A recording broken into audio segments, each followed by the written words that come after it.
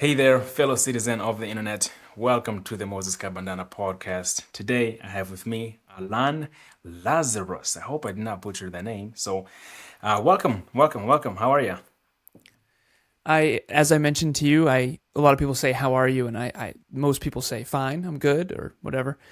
I'm massively overwhelmed, but in a really good way, and I'm very grateful for the amount of demand on me right now and the amount of responsibility that I'm taking for that, because I remember when I first started my business 7 years ago and I had very little demand, pretty much no demand, and I wasn't overwhelmed. I was just trying to figure out how to get things started. And so we have a lot of momentum and I'm very overwhelmed, but I'm here and I'm excited to be here and I appreciate it. Love it. Love the attitude. I used to annoy a lot of people in high school with the question, who are you? And they would say, my name is da da da da.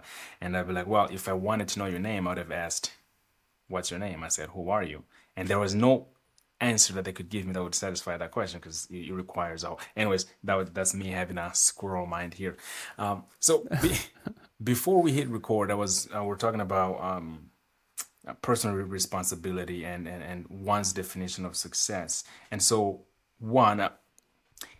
tell us about how you started your business, the early stages of starting your business, and your current definition of success.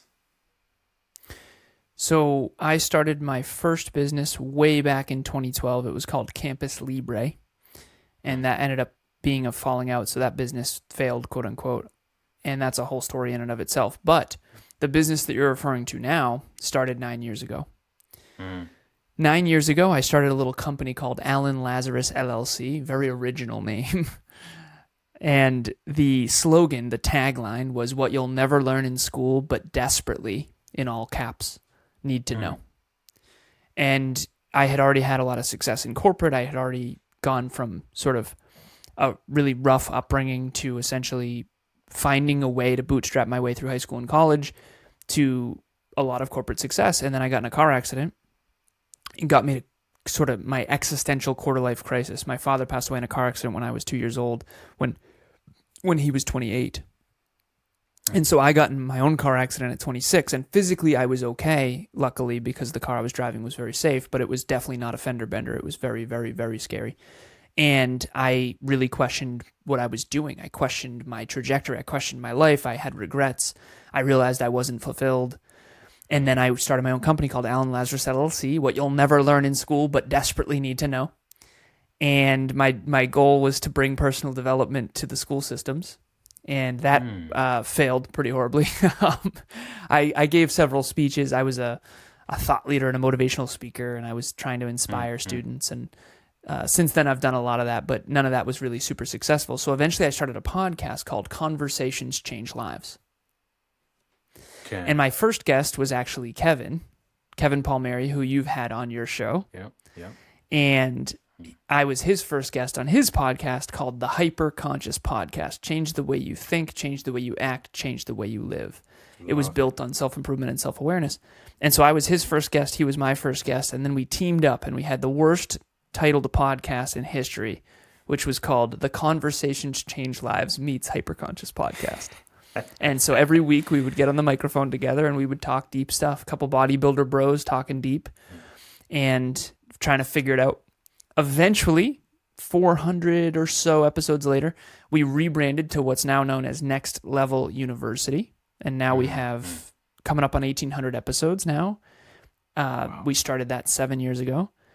And now we have a company. We have a 22-person team. We have monthly meetups every month for free. We have a book club. We have our own app. We have a journal that we do. And so now we're a real company, essentially. And we sort of, the idea of Next Level U is exactly what it sounds like, pun intended. Next Level University, Next Level U is how can you create a bigger, better, brighter future by becoming better and taking personal responsibility for your future. And then it's holistic self-improvement in your pocket every day from anywhere on the planet, completely free. And we wanted to be the sort of male role models that we never had growing up. And so that's essentially where we are today. And that's what we do. And so he does podcasting and podcast coaching and podcast production. I do business coaching and business consulting. So It's become quite a thing, and it's pretty cool because where we started was definitely crickets, and it's cool to see what can happen over the long term when you're consistent. Yeah. I love that. And what is your current definition of success? Okay, so I have a mission statement, and all of my clients, I have 26 clients right now on my roster that I coach, and the youngest is 16, the oldest is 63. Anywhere from, hey, I want to start a YouTube channel to, I'm a multimillionaire, I've been in business for 12 years. All of them start with a mission statement. And the mission statement is sort of the infinite game that you're playing, because the problem in life is that it's an infinite game, but we have finite thinking. Okay, yeah. And so to explain an infinite game versus a finite game quickly, a finite game is if you and I played chess and we did one chess match, that would be a finite game. But me becoming the best chess player I can be and you becoming the best chess player you can be is an infinite game. So one chess match is a finite game within a series of infinite games. And so, or an infinite game, I should say. Life is an infinite game. So my mission statement, my definition of success, to answer your original question, is to build the most successful and positively impactful holistic self-improvement company in history. Now, there's not a lot of holistic self-improvement companies. So that's an infinite game. That's a mountain that Kevin and I are climbing that gets higher as you climb it. And then I break that down into annual goals, and then we break that down into quarterly goals, and then we break that down into what we call inch pebbles, which is just daily habits and metrics, daily metrics and daily habits. Yeah. Okay. I asked that because in my circle, I suppose, success is multifaceted, right? There's my definition of success in the workplace, in the career space. There's my definition of success in personal improvement space. There's success in health and life and family and everything. But I think you talked about having a mission statement, right? And I feel like most of us don't have a mission statement for our lives, right? And earlier you touched on the fabulous failures at the beginning of your journey.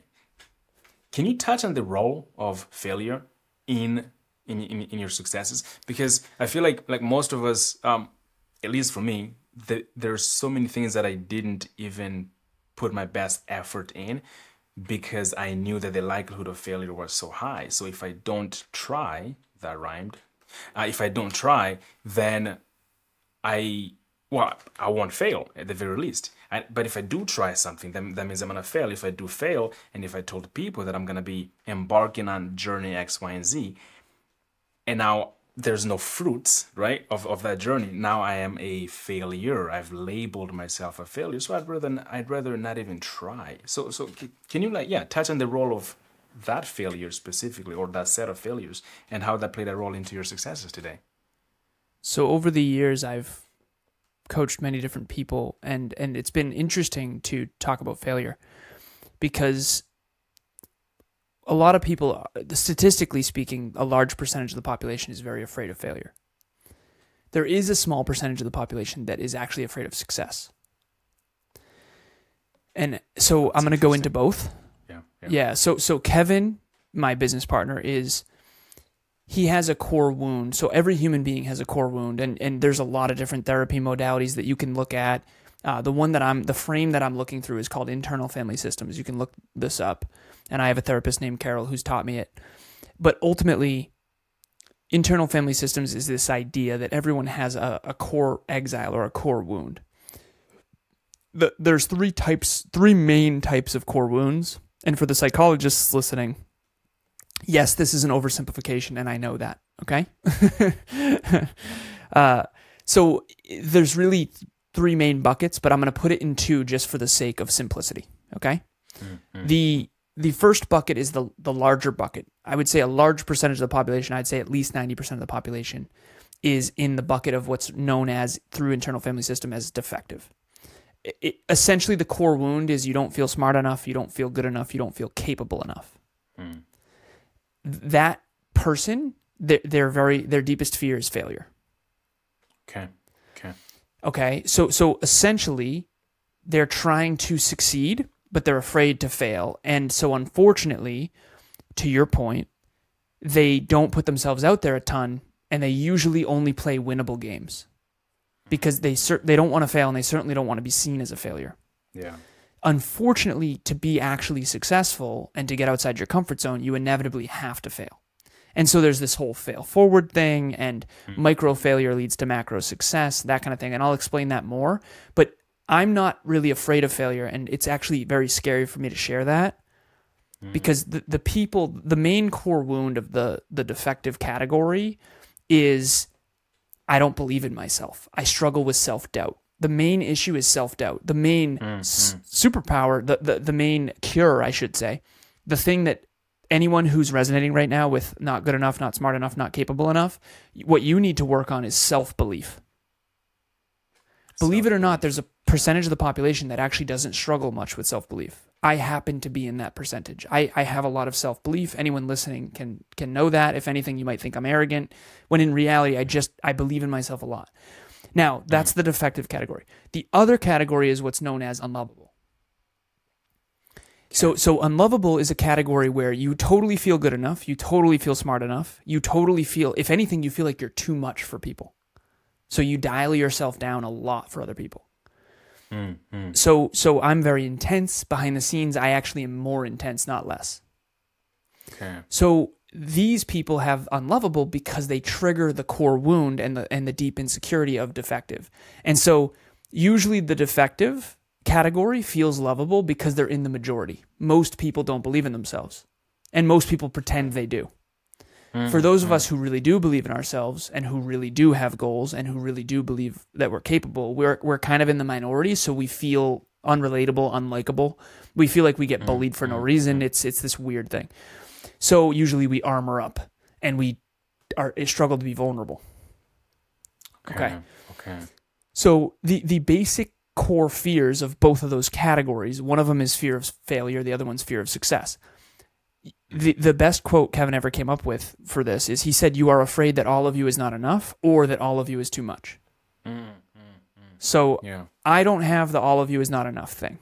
And anyone listening can tell in my tonality I don't. I definitely have the all of you is way too much for people.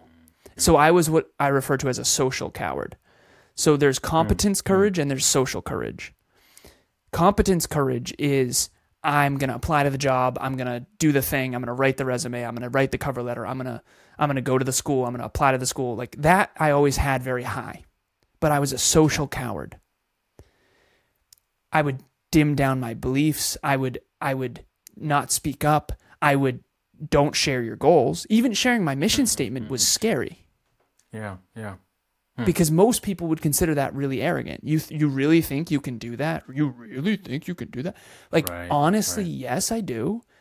And please don't villainize me for that, because that's what I'm doing every single day. Because the people who want to believe they believe in themselves are triggered by someone who really does believe in themselves. And then they react with that trigger sometimes to tear you down, unfortunately. Okay, so back to the failure thing. So I'm not afraid of failure. So I just say failure way to success. Just I fail more than most people. I consider some of what I'm saying in this conversation right now failure, because it's not been optimal or it's not been perfect or whatever. I mean, we've done 1,800 episodes. There have been mistakes made on every one of those. And so I'm not afraid of failure. I'm afraid of success, because if I'm successful, then I will lose love. That's the narrative. It's an unconscious narrative. Whereas the defective category is if I'm not enough, I will lose love. So you're afraid that all of you is not enough or that all of you is too much. And we're all in one of those two buckets. And this is why a very small percentage of the population ever have written goals. Because the people who are afraid of failure are afraid that if they write down their goals, they won't follow through, and they don't believe they can achieve them, and then they'll feel like a failure. They're afraid to validate their deepest fear. So if you are in the defective category, the way you overcome that is by starting small. Humility is your superpower. build a small staircase, start small, and build self-belief. There's a formula for building self-belief. State, prove, self-assign. State that you're going to go to the gym tomorrow. Actually prove to yourself that you're going to go, and then self-assign that you went after you go and say, hell yeah, I did that. That builds self-belief. Yeah. For the other people that are on the unlovable side, what you need is courage, particularly social courage, because most likely you dial yourself down in public to stay safe, and therefore no one sees your value. So usually you appease and you fawn, and you are a people pleaser, and you don't know how to set boundaries. That's typically, and again, those are two archetypes that are the majority of the population. Obviously, I'm oversimplifying for a podcast. Yeah. Man, you just dropped all kinds of good nuggets right there. When you were touching on IFS earlier, have you read the book called The Body Keeps the Score?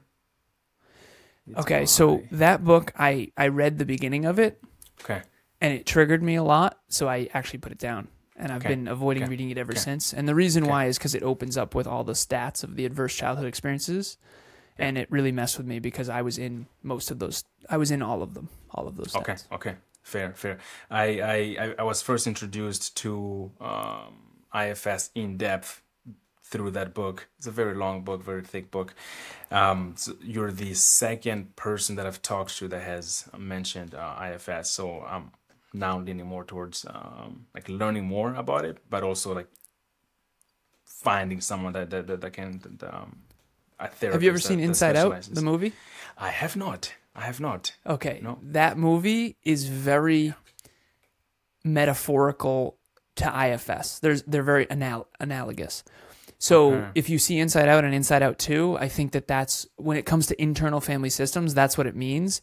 You have different parts of you and different emotions that you deploy at different times. And so the Inside Out and Inside Out 2, I think, did a really good job at sort of portraying how the inner workings of us are affected through fear, insecurity, disgust, joy, sadness, emotional intelligence type of stuff. So IFS is single-handedly the most powerful thing I've ever learned. Yeah, I'm definitely gonna hop on that journey eventually. I'm a little on the scared side. So to close up this failure section here, everything is a risk, right? So that's the thing that I used to lean more towards the don't take risks, right? So I would even go to the extreme where New Year's resolutions were a no-no. Like, I won't make a New Year's resolution, because if I do set a resolution and then by the end of the year I haven't accomplished it, well, then, then I fell short. So I might as well not even have a New Year's resolution. So I went to a little bit of an extreme there. But then what kind of brought me out of it, one of the things that brought me out of that way of thinking was everything is a risk. Choosing not to take a risk is also a risk. So nice. I get to choose my own risk. And so the change in mindset for me there was the fact that I have the ability to choose my own risk is a privilege that I didn't have before. So just a little bit of a context, I was born in Rwanda and I grew up in Mozambique. So I grew up in Mozambique because in 1994, when I was born in Rwanda, there was the Rwandan genocide and everything. So family became a refugee throughout different countries, and we ended up in Mozambique. And my parents, biological parents, they passed away when I was probably before I was like 6 or 7. I gotta get the timeline right still. So orphanage, man. This and that. So the it was like a journey that it's so packed with tons of uncertainties, and like from the very get-go, right? From the very get-go. So being unable to define who I am, where I'm from, what's my language, like I don't actually know what my first language was, right? So there's a lot of things that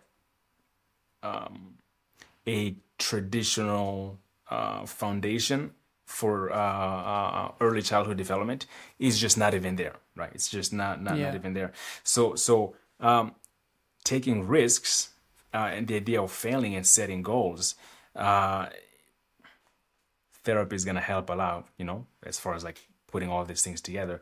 But I feel like because of there's been so much disturbances from, like, let's say day one, right, till today. Yep. The idea of even trying to pursue something that closely resembles a structure, it's like, oh, definitely no. But until I start to understand that everything is a risk, it's like, okay, we don't have to overcorrect so much.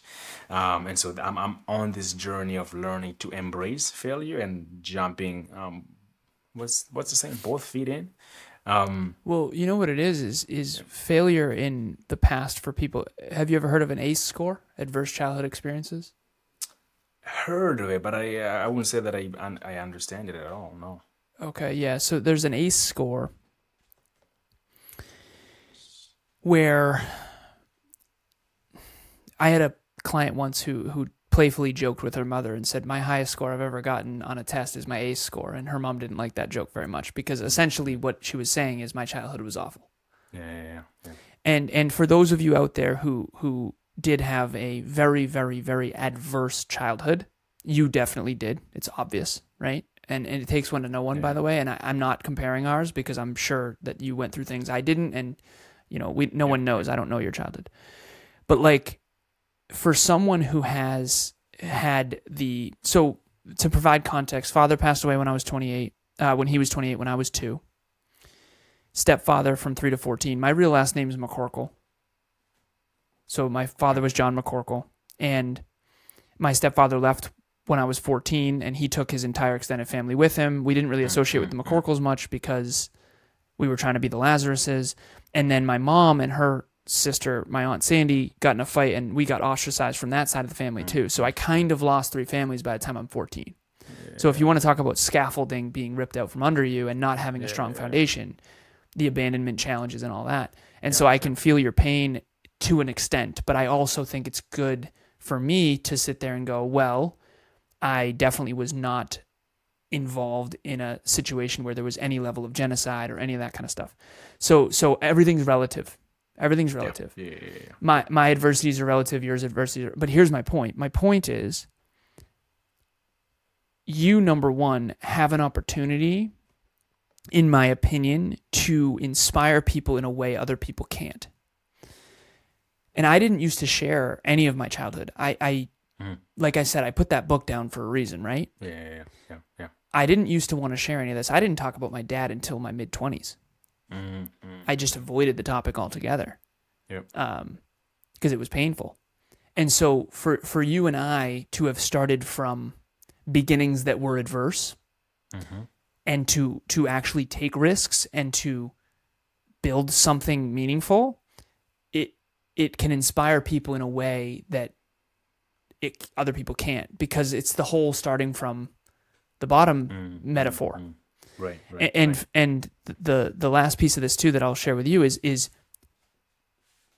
what in your childhood meant danger.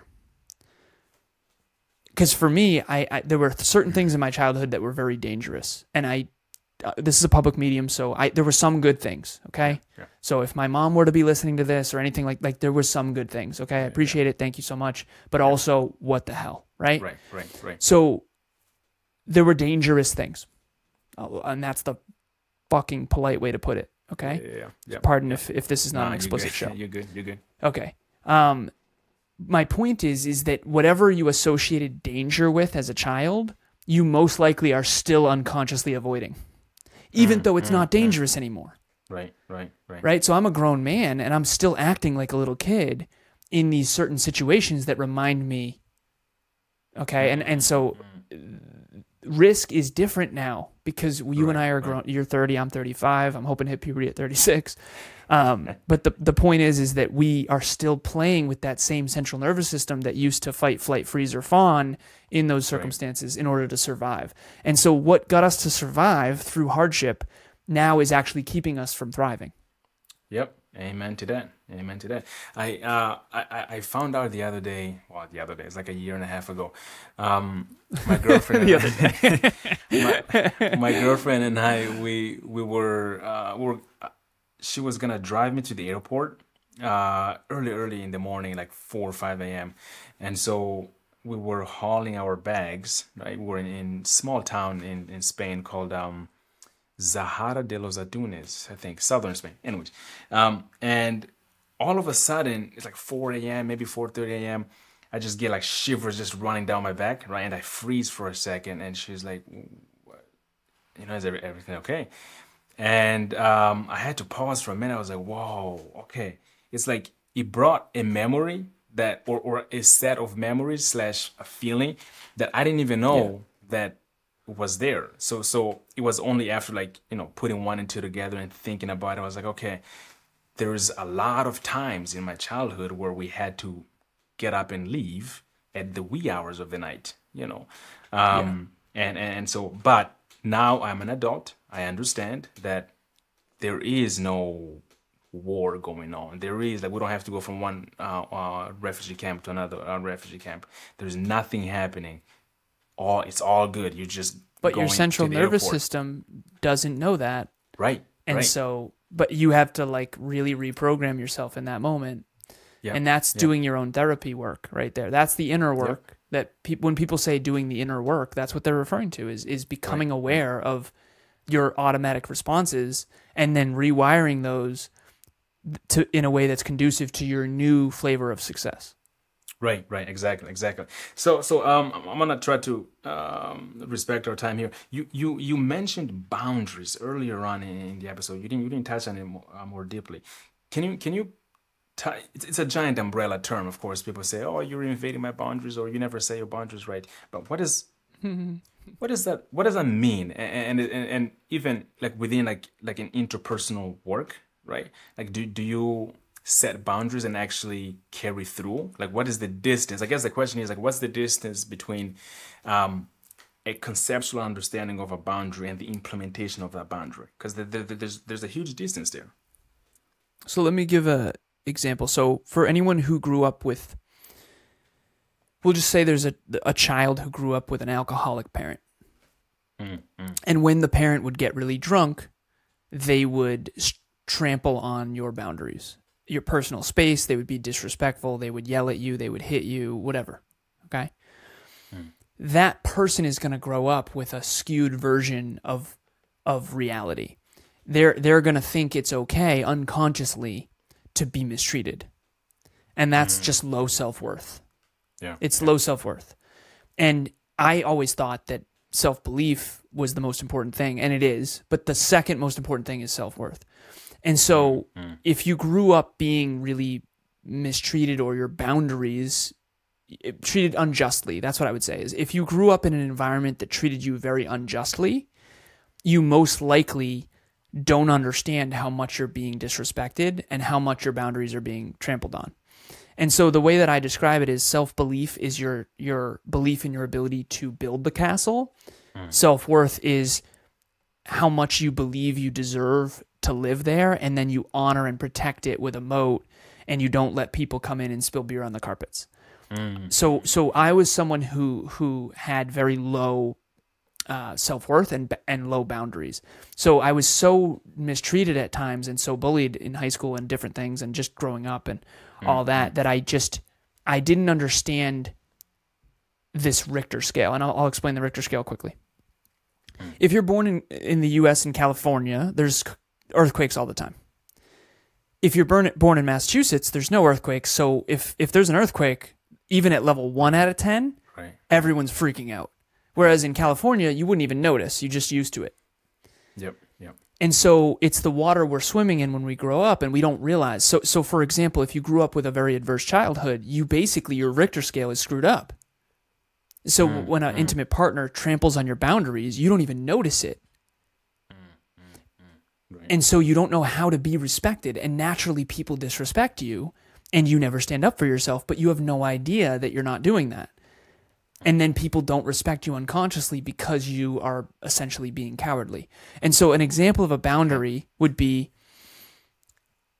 if someone is yelling at you or mistreating you or calling you a name or energetically ribbing you, being a dick to you. And men do this often. And then you don't say something and give it back and say, hey, I really don't appreciate what you did there. and stand up for yourself, essentially you become this social coward who doesn't have any boundaries that anyone can treat any way they want. And unfortunately, in the primitive dominance hierarchy of humans, you are now seen as weaker because you didn't have the courage to stand up to the bully, so to speak. Right, and so boundaries are honoring a core value. So if you say something that I think is inaccurate and I have a core value of candor and intelligence, and I think you're saying something that's inaccurate and I don't have the courage to give my perspective, I'm letting you trample on my boundary, which is I am the type of person who's going to have the courage to say, hey, I actually think that's inaccurate. And that's a little irresponsible because anyone listening is going to now think that's accurate. They're going to make a poor decision. And now they're going to, their life's going to be worse because you just spewed nonsense. And that's someone with high self-worth and high self-belief has the courage to stand up for themselves. And in film and literature, there's characters that are known as the guides. So Albus Dumbledore in Harry Potter is a good example of someone with high self-belief and high self-worth. But that's earned. It's not inflated. And a lot of people have inflated self-worth that's not actually merited. And that's a whole nother conversation. Yeah. And so when, if someone is going through, let's say a stage in their life where they're cleaning house, so to speak, getting rid of not so good habits, replacing them with good habits, it can happen, and it does happen, probably more often than not, that our surroundings, the people around us, play a major role into whether we succeed in the pursuit of that goal or not. For example, maybe you're trying to do something as simple as quitting alcohol, right? But your entire group, is, the foundation of your relationship is every other Friday or every Friday you go out and you drink and you wake up on Sunday, right? And you try to change that habit, and the first thing that your buddies are gonna say is, "Who the hell you think you are to quit, drinking? Like, we know who you are. We've been doing this for a really long time." So the question that I'm trying to get to here is twofold actually. One, what is one advice that is often told generically that is complete trash? And two, nice. What does it actually take to transform your life, even though your surroundings may not necessarily be conducive towards achieving that goal? The piece of advice that's absolute trash is that if it's meant to be, it will be. It takes away personal responsibility. Yeah. It's very easy to say, oh, well, that car accident happened because it was supposed to happen. No, that car accident happened because I wasn't paying attention. That car accident happened because I made a mistake. I made a poor choice. It doesn't mean I'm a horrible person. You have to draw the line. It doesn't mean I'm a horrible person. It means that I take responsibility for my part in the equation.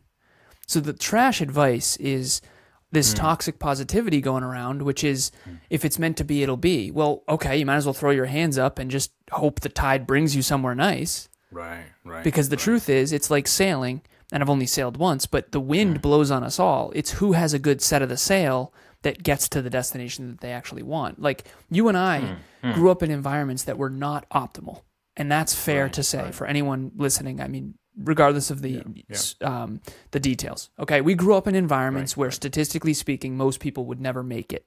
Okay, not only not live potentially, but also certainly not get to where we've gotten.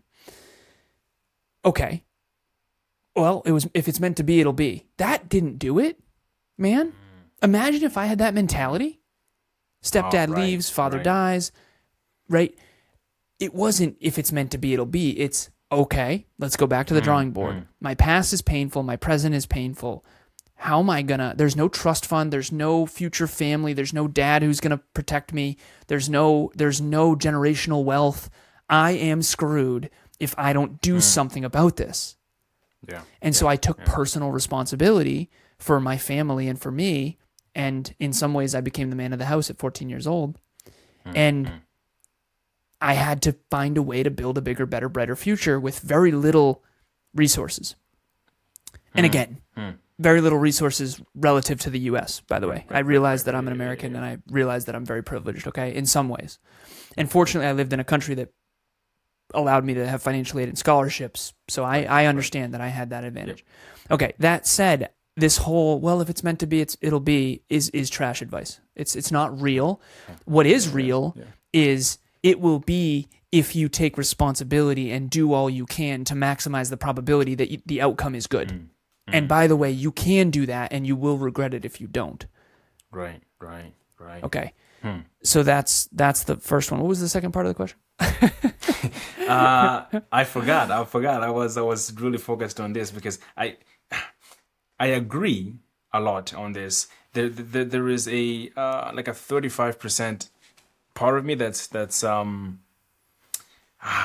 it's because I personal responsibility plays a major role into anything and everything. I mean, we say, I woke up on the wrong side of the bed. We still take the responsibility that we chose to wake up, right? Like, what is the absolute smallest possible step that you can take to improve your situation? I'm a huge believer in that. But then at the same time, if I look at the timeline of my life and how much luck there has been in there, oh my goodness, the thing that makes my heart so full of gratefulness at all times, literally of the day, is it has a lot to do with the things that I had absolute zero control over, right? So I kind of wrestle with this, right? Because it's like, I know fundamentally that without me lifting a finger and actually moving the goalpost, the proverbial goalpost towards the goal that I actually want, there's a lot of things that would not be true today. That is 100% true. But then there's also things that came completely out of nowhere that I was like, this marvelous benefactor just landed on my lap. I didn't ask for it. I didn't do anything to deserve it. Certainly don't deserve it for sure. But here I am. But then what I do with it, again, that it plays a major role into exactly what happens there, from there forward. So that's why I wrestle with it.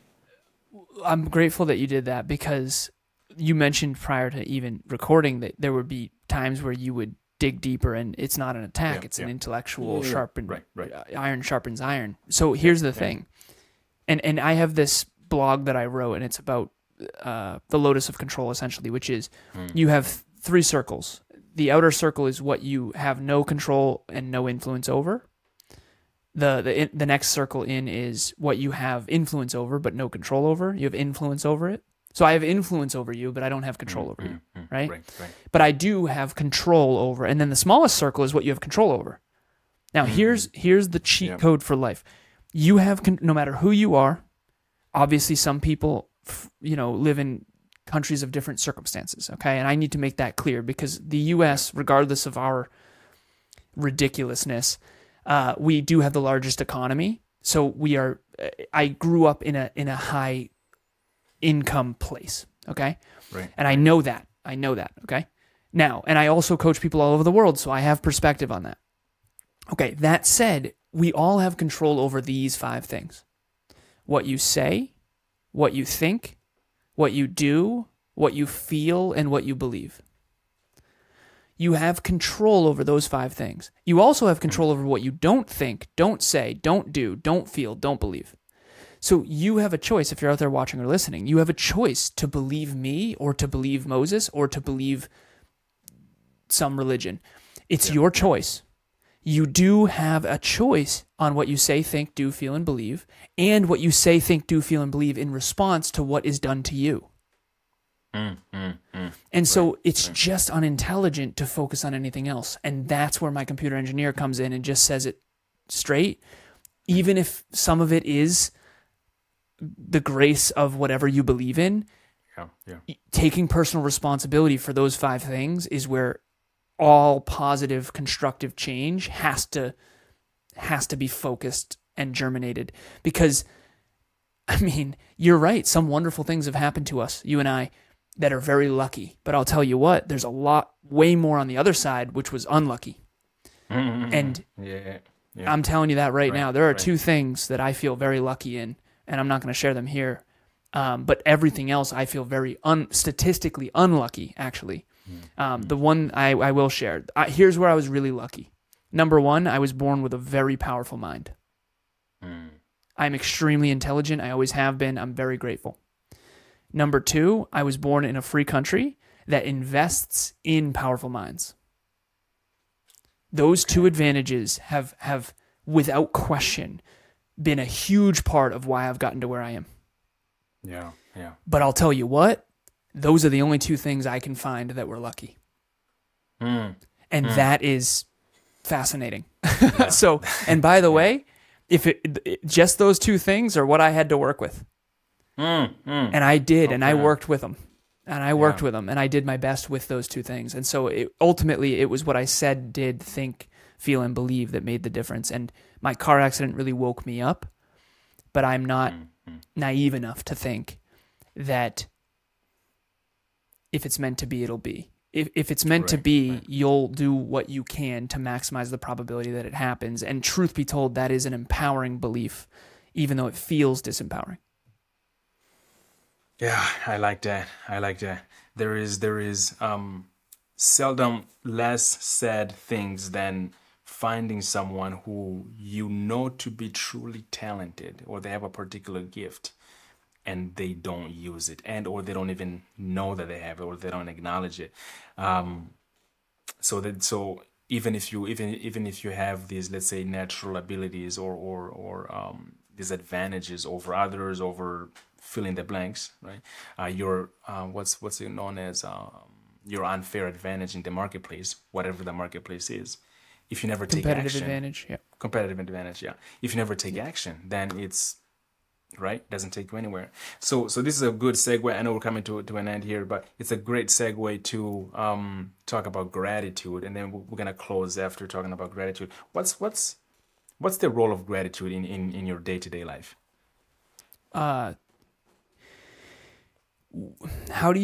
So my three core values are legacy, rationality, and candor. And I'm hyper rational. So when I was a kid, I used to think that a lot of people were unintelligent and lazy. I realize now in hindsight, I was hyper intelligent and very hardworking. But I also grew up in an environment where there was a lot of lazy, unintelligent people. And again, I'm not trying to be unkind. I just can't lie to people. I just won't lie about it. It's just the truth. Yeah. I mean, no one was reading books. No one liked their career. No one had goals and dreams. Everyone drank every weekend. There was no aspiration. It was a lot of entitlement, and it was a lot of just BS. And so, of course, I ran in the other direction, and I tried to create the most meaningful, virtuous life possible. The gratitude I have for getting financial aid and scholarships to be able to go to college and get out of the small-minded town that I was in is unbelievably tremendous. I still actually live in the northern part of that town, believe it or not. But I have a global business, so I have a global perspective because, the internet allows you to live kind of wherever you want. Whereas if I wanted to have a big impact in the past, I'd have to be in, cities and stuff. But anyways, so I'm very, very, very grateful for certain things in my life. Number one, greatest gift of my life, hands down, is my girlfriend, Emilia. She is actually the reason why I went to my therapist, Carol, in the first place. I'm very, very grateful to be born in a country that has a very, very strong economy, the strongest economy in the world by a significant margin, actually, if you look at the numbers. And I say that with gratitude, not entitlement. I say that with gratitude, even though I think a lot of people in my country are very entitled and they don't realize it. And then I'm also very, very, very, very grateful for my gifts. And for those of you who do feel gifted, there's an upside and a downside. And it's so interesting because the downside really does suck. The downside is, and maybe this is poor me, but Kevin and I always talk. He's my business partner, and I said, when you believe in yourself a lot, so if you are gifted, you probably believe in yourself a lot, particularly in that thing. And what comes with that is possibility. But what comes with possibility is, just bone-crushing responsibility. Because when you know you can make positive change and then you don't, it eats away at you. And you're unrelatable and unlikable. If you're on the statistical high end of anything, you're going to be unlikable. Look at the greatest athletes and how much hate they get. Right. So there's a downside with every upside. And so I say to myself, okay, Alan, you were born with this really powerful mind. You're very gifted, and it's scary to say that. You always have been, and you've always known it, even though you didn't admit it to yourself till you were 30. Because at least you didn't admit it to anyone else, right? Because it's socially unacceptable to admit your own giftedness. And you have a responsibility in tandem with those gifts. You have to earn them. You have to earn those gifts through service. And that's what I'm doing right now. I mean, if any of this really was powerful, if any of this was unique, if any of this was things you've never thought of or never heard of or never, I mean, some of the stuff that I shared here took me 30 years to learn from a gifted perspective. Right. And so gratitude is earn it. You're grateful, really? Show me. You're grateful for your health? Show me you're grateful for your health by going to the gym. Show me you're grateful for your partner by treating them with respect. Show me that you're grateful for your listeners by showing up on this podcast as often as you can, as well as you can. Show me you're grateful with your actions, not just your words. And to me, I'm earning my gifts every single day, and I'm trying to maximize them. So gratitude to me is earning the privilege that I have to maximize my own unique potential, because I tried it the other way and it was deeply unfulfilling. When I wasn't actually grateful for my gifts and I was drowning them in alcohol or distractions, I was unfulfilled. And that's not the path. The path is to identify your strengths, identify your weaknesses, figure out where your gifting is, and then try your best to serve the world with it, and do that in a profitable way that sustains a quality of life that's high. And you can do that. I've done that. It's just taken me a really long time to do it. Wow. We could go on and on and on. Like I had 0 questions written before we started. And as we went by, it feels as though I had, all kinds of like prepared stuff, but I didn't. We just kind of like naturally flowed, and time just flew by. It's already been an hour. So Alan, is it Alan or Alan? How do you pronounce it? Alan, yeah. Alan. I'm super grateful that you dropped by and you gave us so many nuggets to work with here. If people are interested in following you for some more advices, where do they find you? Yeah, so nextleveluniverse.com is the website, spelled just like it sounds. The podcast is Next Level University, Health, Wealth, Life, and Love, in your pocket every day from anywhere on the planet, completely free. What we needed as a kid, right? And then you can email me, alan@nextleveluniverse.com. So the podcast is Next Level University. The website is Next Level Universe, all spelled just like it sounds. Moses, it's an honor. It's a privilege. I really appreciate it. And it's so cool to see someone who's come from such a challenging start to be still climbing and so not playing the victim. It's very clear to me that you've not played the victim at this stage in your life, and it's been an honor. I do have to jump to a coaching call that's in 40 seconds, so I got to go right now.